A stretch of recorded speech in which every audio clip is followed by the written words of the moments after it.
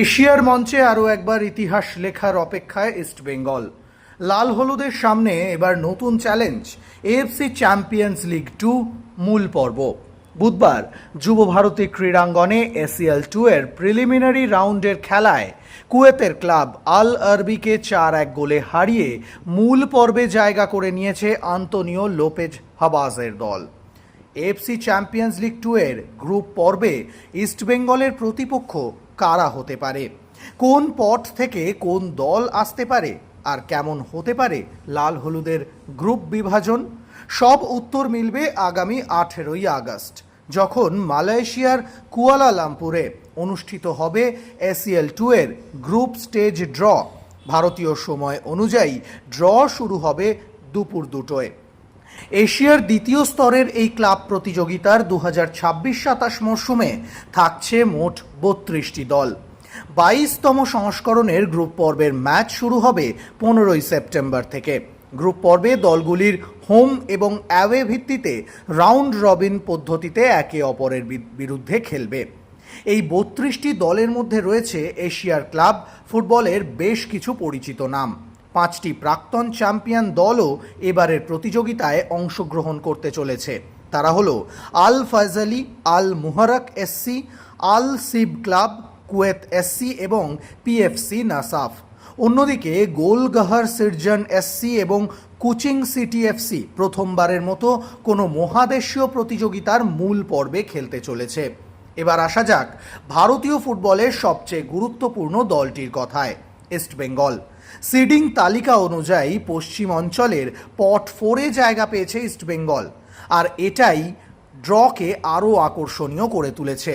কারণ ইস্টবেঙ্গল পট 4-এ থাকায় গ্রুপ পর্বে তাদের সঙ্গে একই গ্রুপে আসতে পারে পট 1, পট 2 এবং পট 3-র একটি করে দল। অর্থাৎ লাল হলুদের সামনে অপেক্ষা করছে 3টি ভিন্ন পট থেকে 3 ভিন্ন প্রতিপক্ষ। প্রথমে দেখা যাক পট 1-এ কারা রয়েছে।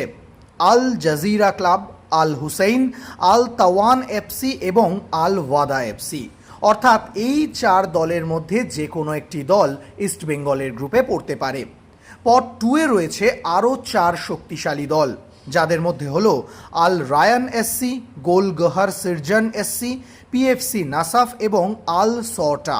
বিশেষ করে নাসাফ এবং আল রায়ানের মতো দলের বিরুদ্ধে ম্যাচ হলে ইস্টবেঙ্গলের সামনে কঠিন পরীক্ষা অপেক্ষা করে থাকবে।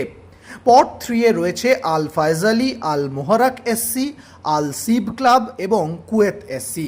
এর মধ্যে একাধিক দল ইতিমধ্যেই এই প্রতিযোগিতায় নিজেদের শক্তির প্রমাণ দিয়েছে।